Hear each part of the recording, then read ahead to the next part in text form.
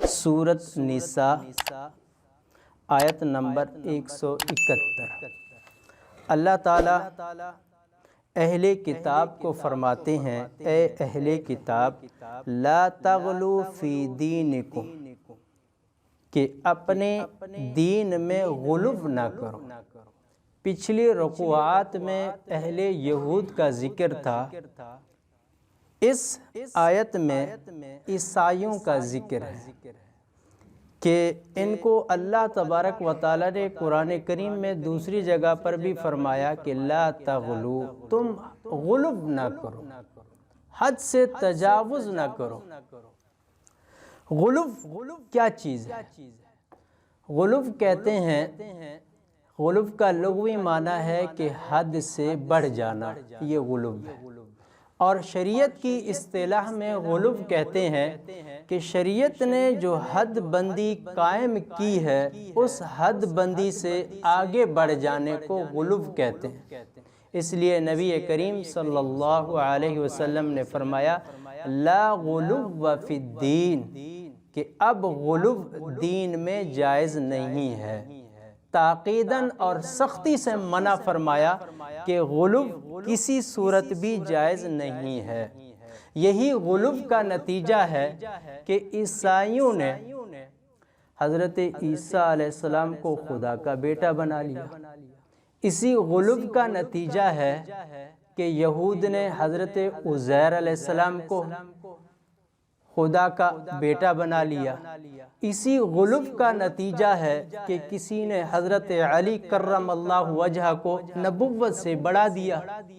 اسی غلو کا نتیجہ ہے کہ اہل بیت کو نبوت سے بھی آگے لے گئے لوگ۔ اسی غلو کا نتیجہ ہے کہ بعض صحابہ کرام کو صحابیت کے شرف سے بھی نکال دیا ہے لوگوں نے۔ اسی غلو کا نتیجہ ہے کہ اولیاء اللہ کو لوگوں نے انبیاء کا مقام دے دیا۔ اسی غلو کا نتیجہ ہے کہ ان کے مزارات پر طواف اور سجدے کیے جاتے ہیں۔ یہ کسی صورت بھی جائز نہیں ہے۔ شریعت نے جس کا جو مقام رکھا ہے اس کو اس مقام پر رکھنا چاہیے، اس سے آگے بڑھیں گے تو یہ غلو ہے۔ اور اس غلو کی ابتدا کب ہوئی؟ اس غلو کی ابتدا حضرت نوح علیہ السلام کے دور سے شروع ہوئی کہ حضرت نوح علیہ السلام کے دور میں جو بزرگ شخصیت تھی ود، سوا، یغوث، کہ ان کے انتقال کے بعد شیطان آیا ان کے پاس کہ دیکھو تمہاری قوم کے بڑے لوگ تھے، اس دنیا سے چلے گئے، تم لوگ بھول جاؤ گے۔ کیوں نہ ہو کہ ان کی مورتیاں بنا لو اپنے گھروں میں، جب ان کو دیکھو گے تو وہ بزرگ یاد آ جائیں گے تو پھر خدا بھی یاد آ جائے گا۔ تو ایسا ایسا یہ جب گھروں میں نئی نسل نے دیکھا تو نئی نسل سمجھنے لگی کہ شاید ہمارے بڑے ان کی عبادت کرتے تھے۔ تو ایسا ایسا انہوں نے بھی ان بتوں کی، ان مورتیوں کی جو بزرگوں کی یادگیر کے طور پر رکھی ہوئی تھی، ان کی عبادت شروع کر دی۔ آج بھی ان جیسے نظریات ملتے ہیں، بزرگوں کی تصویریں گھروں میں رکھتے ہیں اور ان پر بھی وہ دیکھیں ہار وغیرہ چڑھائے ہوئے ہوتے ہیں، سالانہ ان کے اوپر وہ ہے، ان کے ہار بدلتے رہتے ہیں۔ یہ انہی غلو کا نتیجہ ہے۔ شریعت نے جس چیز کا جو مقام رکھا ہے ہم اس مقام پر رکھیں گے تو شریعت پر ہیں۔ اگر ہم نے ان سے ذرا بھی اوپر نیچے کر دیا تو ہم اس سے ہٹ جائیں گے۔ یہ غلو کیوں پیدا ہوتا ہے؟ اس کے اسباب کیا ہے؟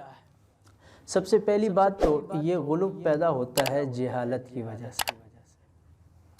علم نہیں ہے قرآن اور حدیث کا، اپنے آپ کو عقل کل بنا لیا کہ گویا کہ ہم نے بخاری شریف کیا پڑھ لی کہ مجتہد بن گئے، ہم نے چند احادیث کی کتابیں کیا پڑھیں، تفسیر کیا پڑھیں کہ مجتہد بن گئے۔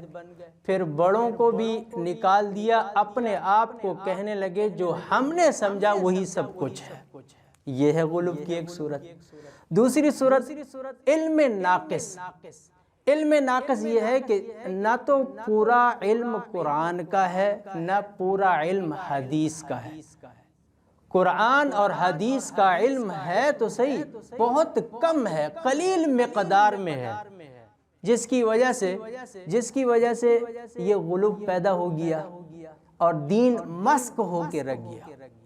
اور تیسری وجہ وہ مسلکی تعصب ہے، مسلکی تعصب کی وجہ سے بھی غلو آ گیا۔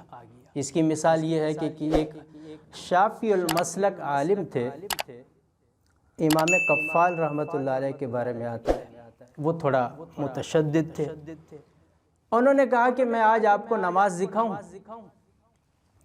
جی نماز سکھائیں آپ۔ بڑے خشوع و خضوع سے وضو کیا، 2 رکعت نماز پڑھی، 2 رکعت کے اندر پورے تعدیل ارکان، فرائض، واجبات کا خیال رکھا، تمام تر چیزوں کا خیال رکھ کے بڑے سکون کے ساتھ نماز پڑھی اور سلام پھیر دیا۔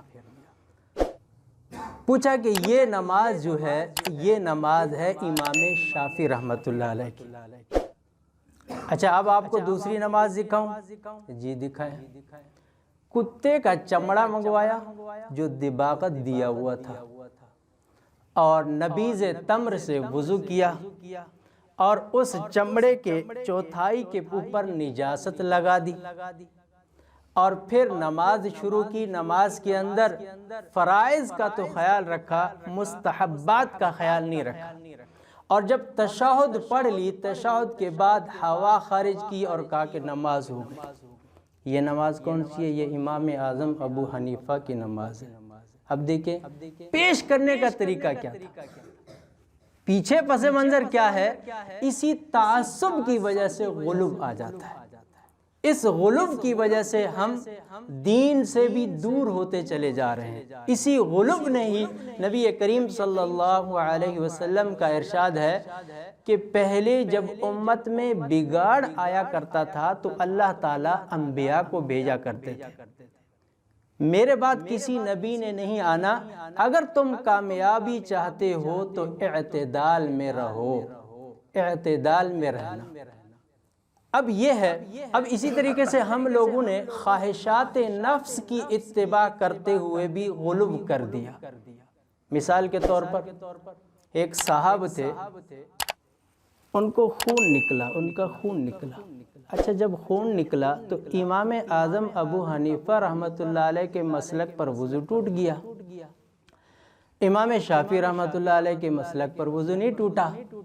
یہ آپ کو بتانے کا مقصد یہ ہے کہ غلو کی یہ صورتیں ہیں، بتانی نہیں چاہیے، لیکن پھر بھی وسعت دینی چاہیے اپنے عقل کو، اپنے دماغ کو، کہ دیکھیں ہم لوگ کہاں پہنچ گئے۔ اب وضو ٹوٹ گیا، اس نے کہا کہ سردی بھی ہے، پانی بھی گرم نہیں ہے، چلو میں امام شافعی رحمۃ اللہ علیہ کے مسلک پر عمل کر لیتا ہوں، ان سے تو وضو نہیں ٹوٹتا، میرا وضو ہے۔ اب یہ گئے صاحب نماز پڑھنے کے لیے، ابھی اسی اثناء میں ان کا ٹکراؤ ہو گیا کسی خاتون سے۔ اب جب کسی خاتون سے مس مرا سے وضو ٹوٹ جاتا ہے امام شافعی کے ہاں، اب انہوں نے کہا کہ وہ ٹکراؤ ہو گیا، اب وضو پھر بھی ٹوٹ گیا، چلو میں ایسا کرتا ہوں امام اعظم ابو حنیفہ رحمۃ اللہ علیہ کے مسلک پر عمل کرتا ہوں۔ اب بتائیں اس کا وضو کس مسلک پر ہوا ہے؟ اس نے نماز پڑھ لی ہے۔ اب یہ ہم بیچ کی راہ ڈھونڈتے ہیں اپنے تعیش کے لیے، اپنی آسانیوں کے لیے، حالانکہ قرآن اور حدیث سے ہم بہت دور ہیں۔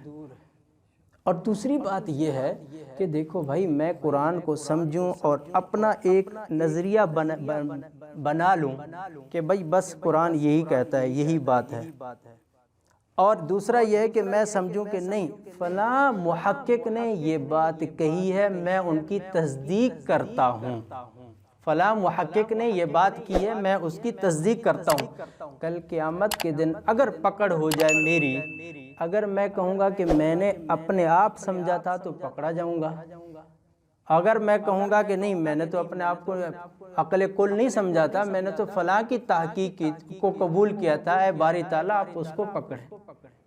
تو یہ ہے اکابرین کے جنہوں نے اپنی زندگیاں دین کے لیے وقف کر دی ہیں، جنہوں نے اپنی زندگی صرف قرآن اور حدیث کو سمجھنے میں کھپا دیا ہے، ان کی تعظیم کرنا اور ان کی تحقیق کو تحقیق سمجھنا یہ ضروری ہے۔ مسلک کی وجہ سے ان کی تذلیل کرنا یا ان کی تحقیر کرنا، یہ مولا علی قاری رحمۃ اللہ علیہ فرماتے ہیں کہ خیف علیہ الکفر، اس پر کفر کا اندیشہ ہے۔ اللہ تبارک و تعالی ہمیں دین سمجھنے کی توفیق عطا فرمائے۔